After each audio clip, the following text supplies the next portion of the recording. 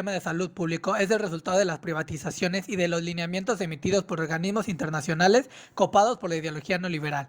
Como resultado, en un periodo en el que proliferaron los dispensarios, clínicas y hospitales privados, han sido liberados al saqueo de la corrupción, indolencia burocrática y el estrechamiento presupuestal. Es casi normal que los pacientes de los hospitales tengan que llevar sus propios materiales de curación y que se vean obligados a esperar meses antes de ser sometidos a una intervención quirúrgica, tanto por la saturación de los quirófanos como la falta del equipo. En 2018, cuando AMLO entró al poder, el 16.2% de la población a nivel nacional no contaba con acceso a los servicios de salud. De acuerdo con el Coneval, lo equivalente sería a 20.2 millones de personas en México. El presidente presentó el Plan Nacional de Salud, en el que plantea: 1. La creación del INSABI o Instituto Nacional de Salud para el Bienestar es una organización que fue creada con el objetivo de garantizar que todos los habitantes de México puedan recibir atención médica y hospitalaria gratuita, incluido el suministro de medicamentos y materiales de educación y los exámenes clínicos. Este proyecto está enfocado a las personas no afiliadas al IMSS o ISSSTE. Igualmente, la elaboración del programa Médicos del Bienestar, cuyo objetivo es incrementar el personal de salud en zonas rurales y marginadas, ya que, en números redondos, el déficit de médicos a nivel nacional alcanza la cifra de 200,000 galenos.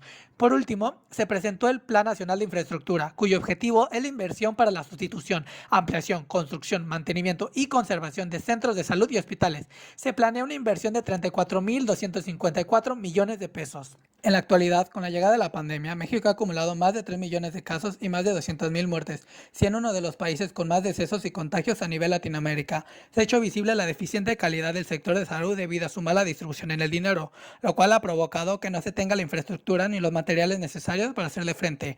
Igualmente, la revista Obesity informó que el 17.4% de los mexicanos con COVID tenían obesidad, el 14.5% diabetes, el 18.9% hipertensión y el 2.8% tenía una enfermedad cardiovascular. Además, una mayor proporción de pacientes con obesidad requirió apoyo en la UCI y ventilación mecánica asistida.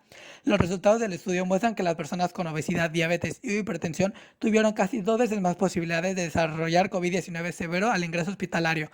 Esto muestra los problemas que se traían desde el pasado, que han sido factores que afectan a la población y a su calidad de vida en la actualidad. Para tratar el aumento de contagios y con la llegada de las vacunas, el presidente creó el plan de vacunación contra el COVID-19 que cuenta con 5 etapas, dando prioridad al personal de salud, para luego iniciar con el resto de la población, primero con las personas de 60 o más años. Igualmente, la vacuna mexicana contra el COVID-19 o vacuna patria sigue en sus análisis clínicos. Se creía que estaría lista para su aplicación para diciembre de este año, pero en una junta del Senado, el canciller Marcelo Ebrard informó que apenas está concluyendo la fase 1 de sus estudios clínicos y que lleva 4 meses de atraso.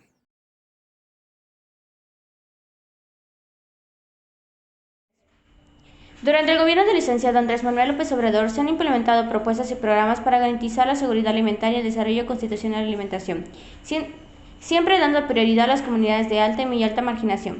Sus programas agrarios tienen 2 objetivos: la autosuficiencia alimentaria y de rescate del campo. Actualmente, México importa casi la mitad de los alimentos que consume, así como que la mayor parte de los insumos, maquinaria, equipo y combustibles para la agricultura.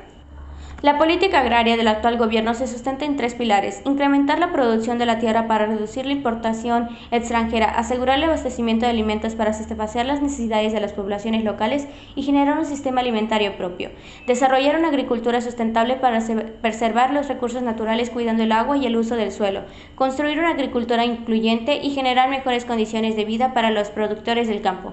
Por todo lo mencionado con anterioridad, se han implementado los siguientes programas. 1. Sembrando Vida.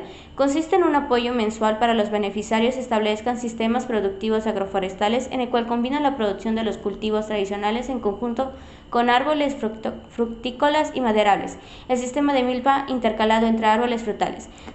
2. Producción para el bienestar. Tiene su origen en el programa Procampo y luego se convirtió en Proagro. Este año plantea atender a 2,300,000 beneficiarios en granos, maíz, frijol, trigo, arroz, café, caña de azúcar, cacao, amaranto, chía y miel. 3. Programa de apoyo a cafetaleros y cañeros del país. Está orientado a canalizar apoyos económicos para impulsar la renovación de cafetales, el uso de mejores materiales genéticos, la implementación de prácticas de producción sustentables y la agregación de valor. 4. Crédito ganadero a la palabra. Consiste en entregar de 1 a 10 novillonas y hasta un toro por productor, lo cual representa adquirir 200,000 reses. 5. Distribución de fertilizantes químicos y biológicos. Implementa un programa de entrega de fertilizantes donde estos no dañen a los suelos y sean de beneficio a los productores agrícolas, empezando por el estado de Guerrero, y también se iniciará la operación de plantas de fertilizantes en Coatzacoalcos, Veracruz. 6. Creación del programa Precios de Garantía para los cultivos de maíz, frijol, trigo panificable, arroz y leche. Se establecieron precios mínimos para los alimentos básicos en beneficio de 2 millones de pequeños productores. Con este programa se han observado cambios significativos. Por ejemplo, se obtuvo un aumento del 30% en la producción en comparación con el año anterior. Ya no se importa leche en polvo y las importaciones de arroz y maíz se redujeron. Se piensa que esto permitirá que los precios de los alimentos bajen de costo. Sin embargo, esto no es posible debido a los cambios en la inflación y cambios climatológicos.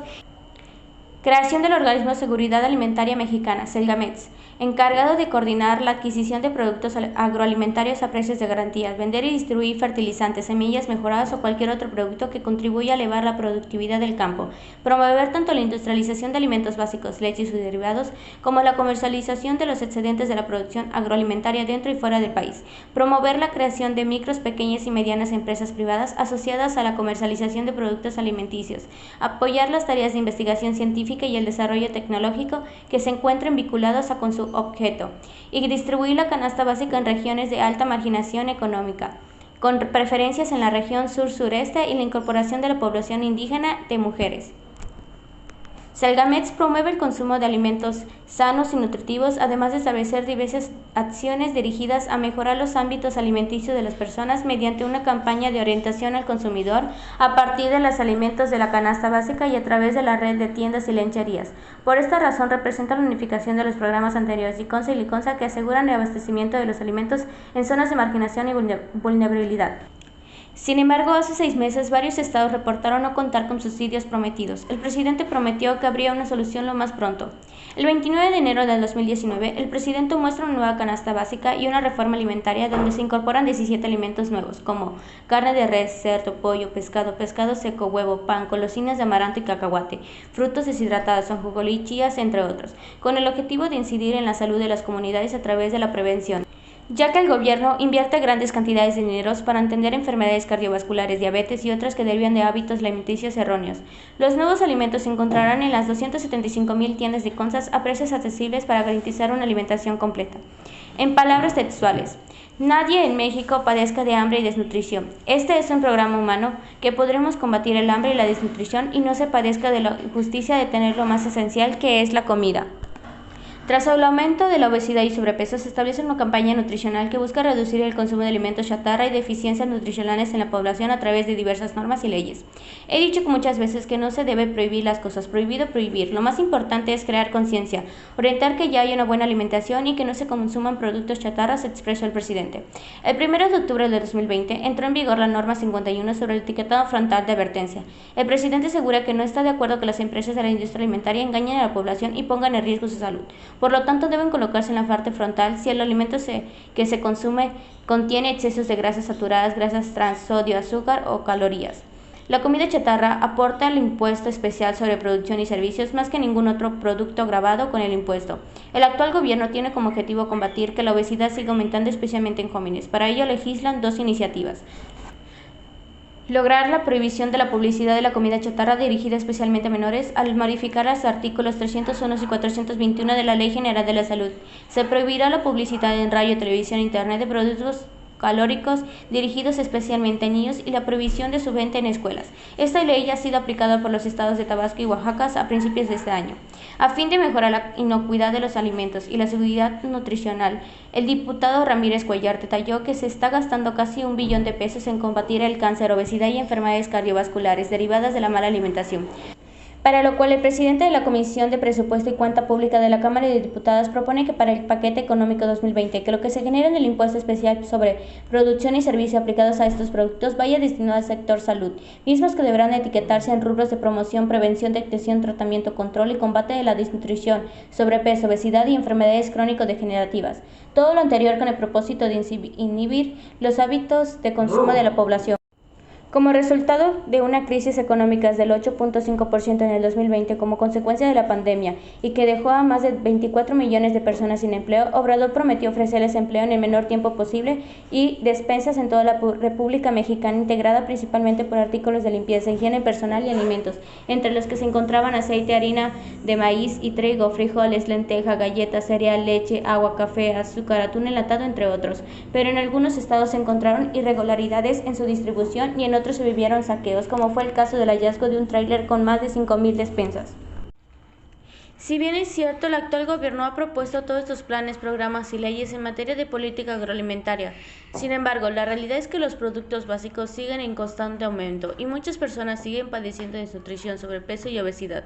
La pregunta es, ¿realmente podremos ver cambios significativos en lo que resta del sexenio o será una utopía como en los gobiernos anteriores?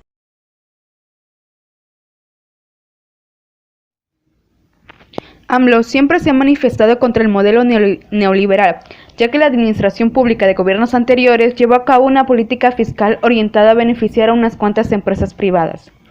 Durante una entrevista, el presidente aseguró que definiría como economía moral el modelo que impulsa como alternativa al neoliberalismo, aunque también ha declarado: nuestra economía es mixta y buscamos el equilibrio entre sector público, privado y social. Este modelo se sustenta en 5 principios, según su libro Hacia una economía moral. Por el bien de todos, primero los pobres. Lucha frontal contra la corrupción. Austeridad drástica sobre el gasto público. Invertir en grandes obras de infraestructura financiadas con recursos fiscales. Asegurar la soberanía energética a partir de fuentes fósiles. Lo que pretende es aumentar la capacidad de consumo de los más pobres a través de una dispersión de los recursos del presupuesto a los sectores sociales menos beneficiados, como los ancianos, jóvenes, mujeres, desempleados, niños, madres solteras, entre otros, para potencializar la demanda de bienes y servicios y por consiguiente el crecimiento económico. Para sustentarla, se concibió un instrumento que permitiera la viabilidad financiera del gobierno sin tener que recurrir al endeudamiento: la política de austeridad republicana, cuyo objetivo fue disminuir al máximo el costo del gobierno a través de diversos recortes presupuestales. Fue implementada a través de la Ley de Remuneraciones de los Servidores Públicos, la Ley de Austeridad Republicana y el cambio en la distribución del presupuesto de egresos de la Federación. Esto provocó el despido de miles de empleados del gobierno, la cancelación de contratos y licitaciones, reducción de salario a altos funcionarios y una drástica reducción en el gasto cotidiano de las autoridades. La Secretaría de Salud suspendió la compra de medicamentos a 3 de los principales proveedores del gobierno porque se detectaron irregularidades en el precio de los productos. El resultado fue que durante algunas semanas hubo desabasto de medicamentos. Se ha cancelado un servicio de guardería financiadas públicamente que atendía a casi 200,000 niños para darles el dinero en efectivo a los padres. Programas de mejoramiento en infraestructura escolar han sido reemplazadas por transferencia en efectivo a comités de maestros y padres de familia para que ellos construyan y mejoren sus escuelas. Otro de los preceptos del modelo es la sustitución de la iniciativa privada por el Estado. El presidente desconfía de los empresarios. Sin embargo, la economía mexicana depende en gran parte del capital privado, 80% de la inversión en promedio contra 20% del gobierno. Y esta hostilidad y cambio de reglas ha generado un desplome en inversión, 22 meses consecutivos a la baja en su comparación anual. Antes de la pandemia, en 2019, la economía se contrajo 0.1%, el peor año desde 2009. Aunque este precepto del modelo se contradice con la firma del TEMEC, el nuevo acuerdo comercial entre México, Estados Unidos y Canadá, firmado el 30 de noviembre de 2018. Otra de las consecuencias de esta austeridad fue la suspensión de contratos de obras públicas, como el nuevo Aeropuerto Internacional de México, así como la operación de gasoductos para producir electricidad. Una caída del PIB del 4.3%, los peores 2 años desde el mandato en los 80 de Miguel de la Madrid. Tanto la inversión como el consumo registran caídas continuadas desde antes del comienzo de la pandemia. López Obrador se limitó a amarrar bien los subsidios para los más pobres y lanzó un modesto balón de créditos para las empresas más pequeñas y los funcionarios. Más de 1 millón de pequeñas y medianas empresas no han sobrevivido desde 2020, según datos del INEGI. Mientras que la doble subida del salario mínimo, el mayor incremento en 40 años, se ha visto ensombrecido por el golpe al empleo durante la pandemia. La pobreza laboral, cuyo salario no le alcanza por adquirir la canasta alimentaria básica, subió hasta el 44%. Debido a la actual crisis económica causada por la pandemia, el presidente lanzó un ensayo llamado La nueva política económica en tiempos de coronavirus. En ella menciona el derrumbe del modelo neoliberal y la necesidad de buscar nuevos caminos para enfrentar la actual crisis económica, que se basa en 5 principios: democracia, justicia, honestidad, austeridad y bienestar.